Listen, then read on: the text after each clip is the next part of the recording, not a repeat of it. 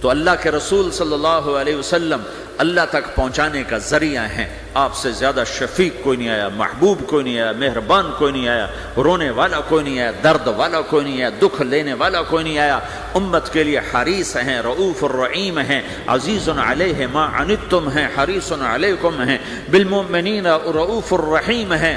ہر اللہ نے کسی نبی کو اپنے ناموں سے نہیں نوازا، اپنے نبی کو اپنے دو نام دیے۔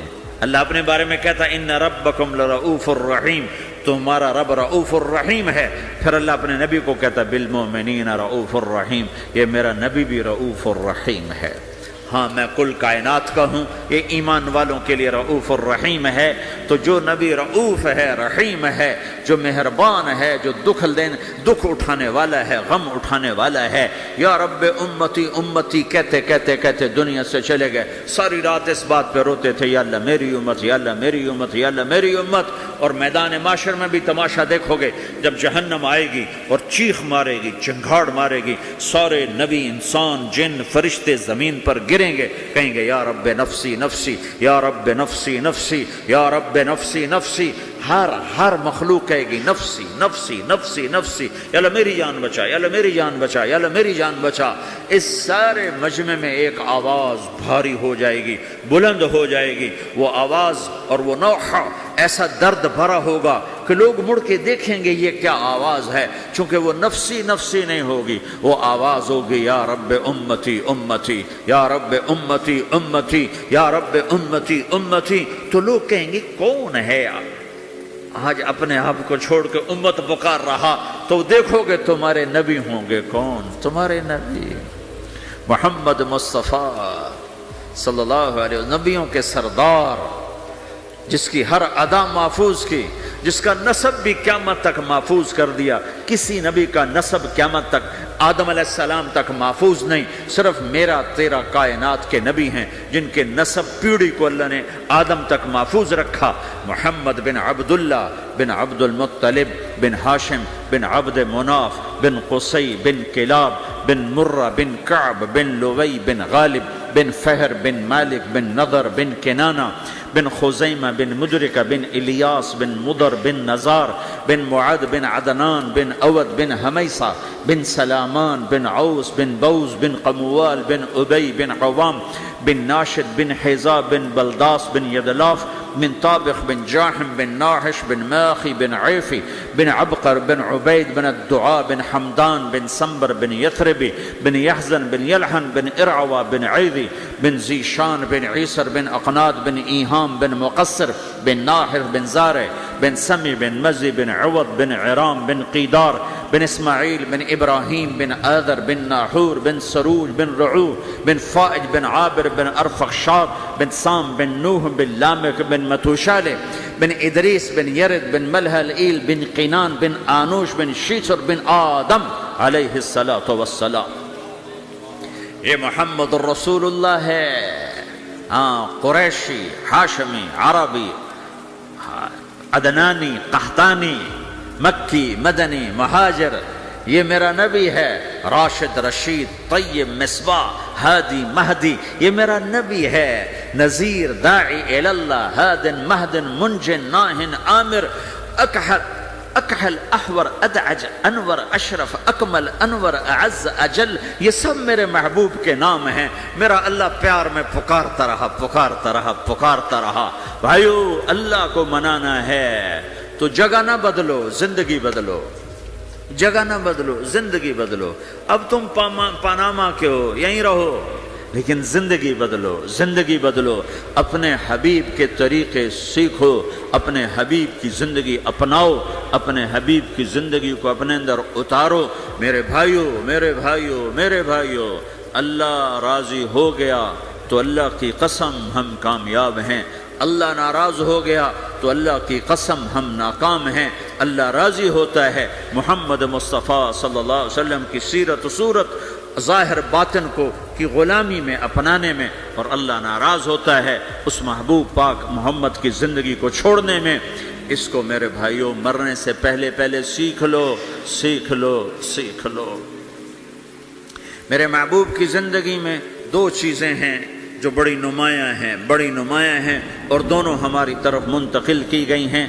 ایک ہے اپنی ذات کے لحاظ سے اللہ کا بندہ بننا، وہ امرت ان اکون اول من اسلم وثیابک فطہر والرجز فہجر، اپنی ذات کے لحاظ سے اللہ کی بندگی میں ڈھلنا اور اللہ کی بندگی میں چلنا اور اللہ کے بندوں سے حسن سلوک کرنا۔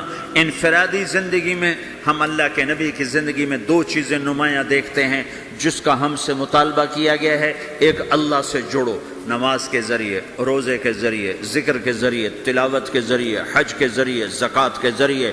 دوسری چیز ہم دیکھتے ہیں وہ اللہ کے بندوں سے جوڑ ہے، اخلاق کے ذریعے، صبر کے ذریعے، معاف کرنے کے ذریعے، تواضع کے ذریعے، حسن سلوک کے ذریعے، جھک جانے کے ذریعے۔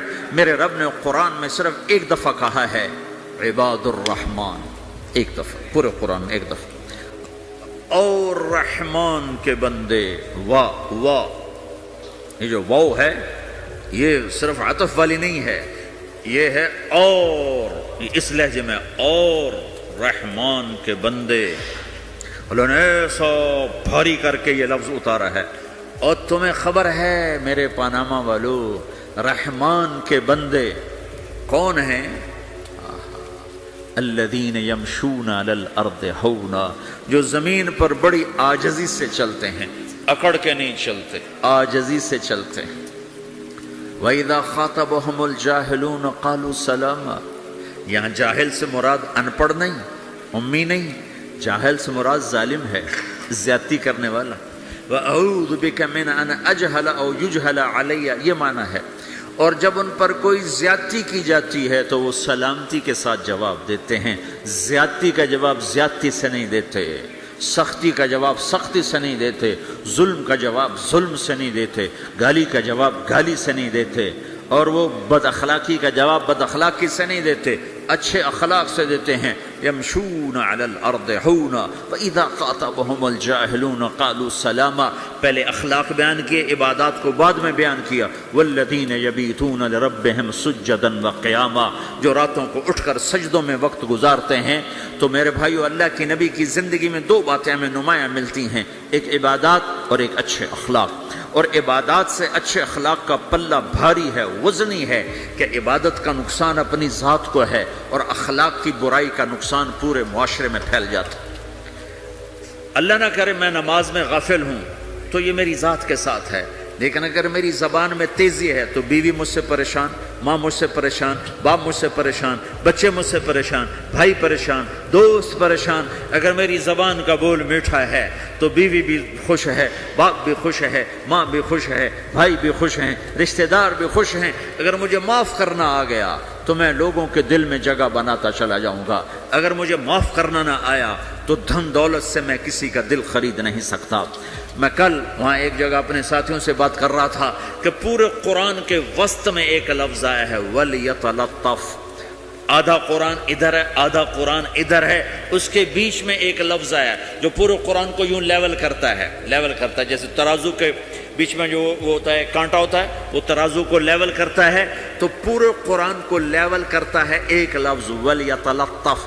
پورے قرآن کا دل ہے ایک لفظ وَلْيَتَلَطَّفْ، پورے قرآن کا سینٹر ہے وَلْيَتَلَطَّفْ، پورے قرآن کے مرکز میں ہے وَلْيَتَلَطَّفْ، پورے قرآن میں وہ دل کی جگہ پر ہے وَلْيَتَلَطَّفْ۔ پورا قرآن ادھر سے یوں جمع کرو، ادھر سے یوں جمع کرو، سارے قرآن کو جمع کر کے ایک لفظ میں اللہ کہہ رہا ہے نرمی سے پیش آؤ، نرمی سے پیش آؤ، لطف سے پیش آؤ۔ لطف کسے کہتے ہیں؟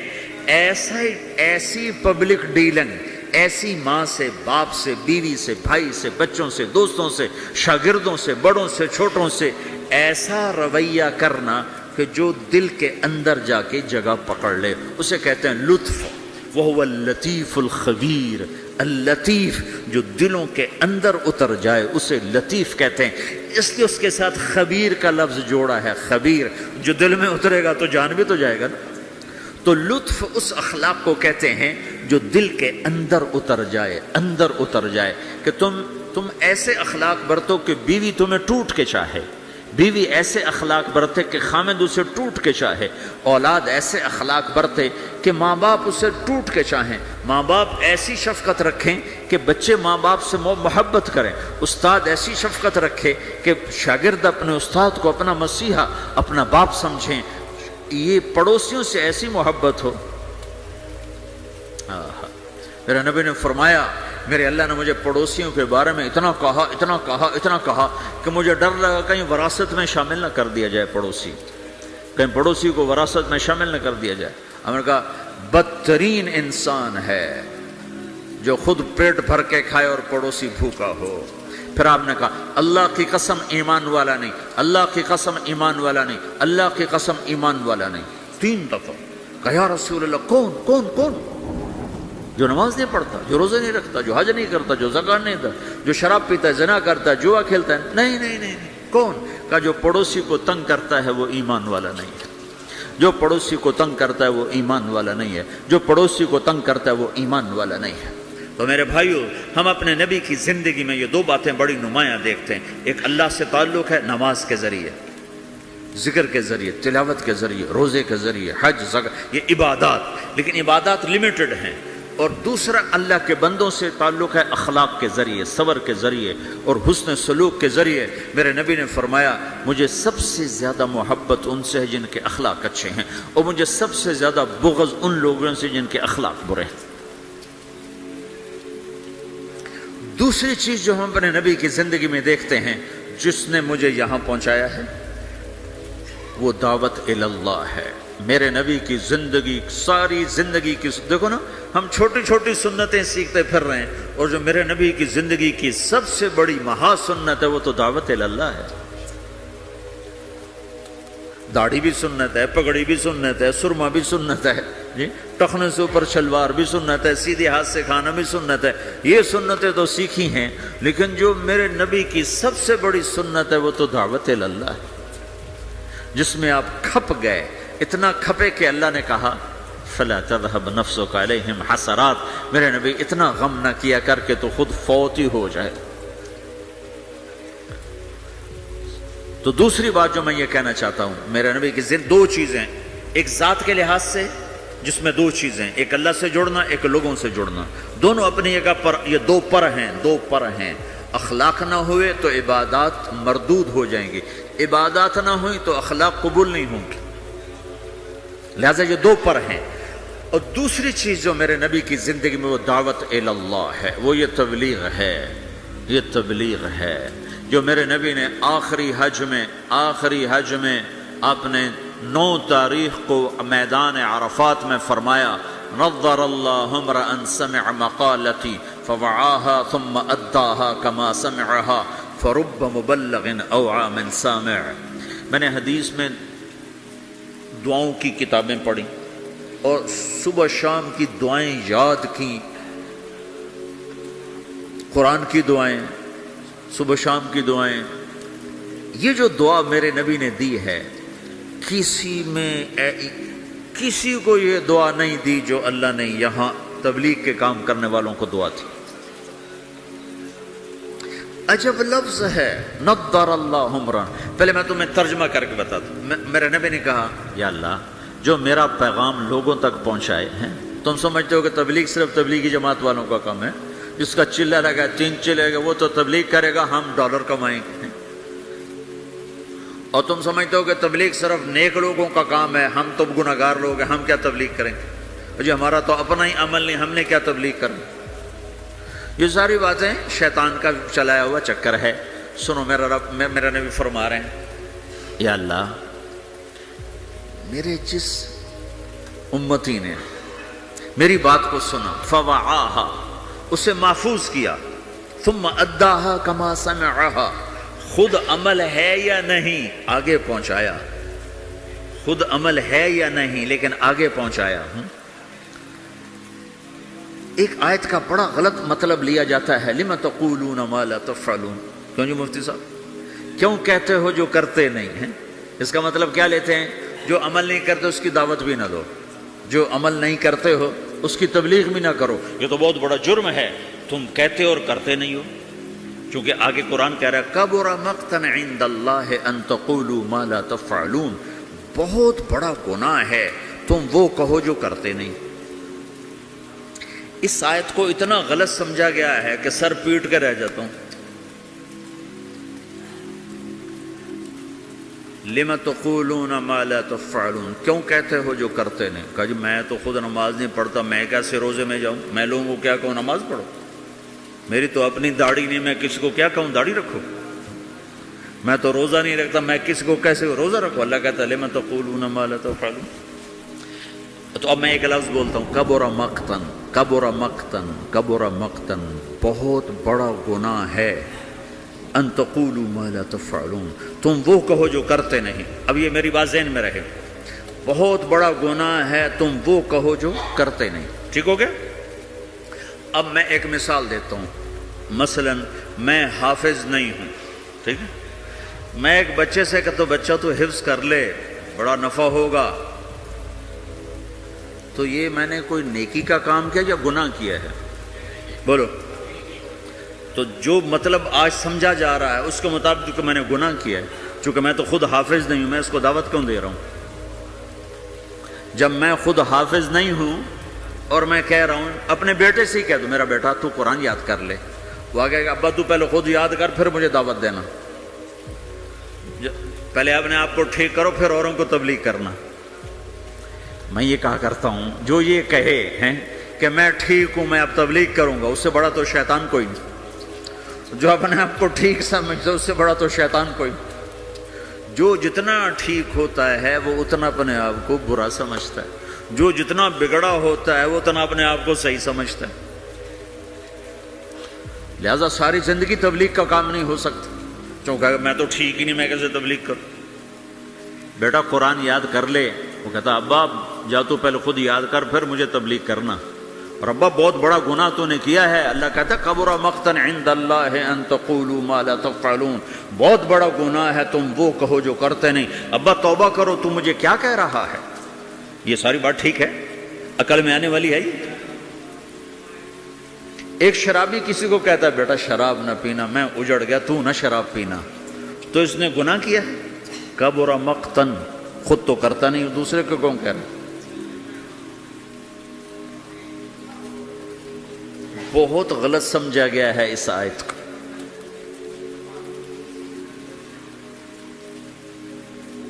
مجھے جس نے 3 دن کے لیے وصول کیا تھا وہ آج بھی داڑھی موڑتا ہے، تو میں اس کو کہتا کہ تو کم وقت پہلے اپنا آپ تو ٹھیک کر پھر مجھے تبلیغ کر، تو میں کتنے گھاٹے میں جاتا. میں اس کے کہنے پہ چلا گیا 3 دن.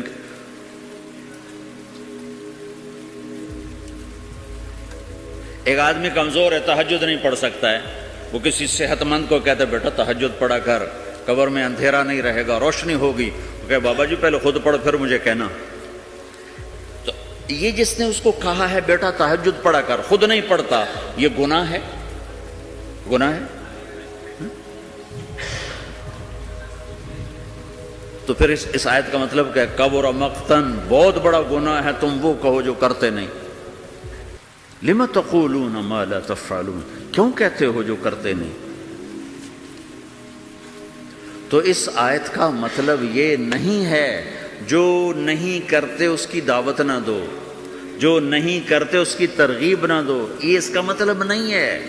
جس سے پھر اچھا 3 چلے تو میں نے لگائے، وہ ایک نوجوان مجھے میرا دوست تھا 3 دن کے لیے پکڑ کے لے گیا، میں چلا گیا. جس نے مجھے مدرسہ پڑھنے کی ترغیب دی وہ دکاندار تھا. 3 چلے کے آخر میں ہم دونوں کی تشکیل کٹھی تھی. مجھ سے کہنے لگا تم عالم بن جاؤ، ڈاکٹری چھو. میں ڈاکٹری پڑھنا چاہتا تھا، میڈیکل، میرے باپ مجھے ڈاکٹر بنانا چاہتے تھے. تو مجھ سے کہنے لگا تم خود وہ دکاندار تھا. میں اگر اسے کہتا تو پہلے خود عالم بن پھر مجھے تبلیغ کرنا، اور تو توبہ کر، تو نے بہت بڑا گناہ کیا ہے، تو مجھے عالم بننے کی بات کر رہا. خود تو عالم ہے نہیں، خود تو تیرا جنرل سٹور ہے، مجھے کہتا میں عالم بن جاؤں، جا توبہ کر 2 نفل پڑھ. تو میں نے اس کے کہنے پہ عمل کر لیا، تو اللہ تعالیٰ نے مجھے اس راستے پہ لگا دیا. میں آج آپ کے سامنے بیٹھا ہوں، میں ڈاکٹر ہوں، میرا بھائی ڈاکٹر ہے، تو میں بھی وہیں بیٹھا کلینک میں ہوتا. تو اب میں نے مختلف مثالوں سے اس چیز کا غلط ہونا واضح کیا ہے. اب میں اس کا صحیح مطلب بتاتا ہوں. لِمَ تَقُولُونَ مَا لَا تَفْعَلُونَ، جو تم نے کام نہیں کیا وہ کیوں کہتے ہو میں نے کیا ہے؟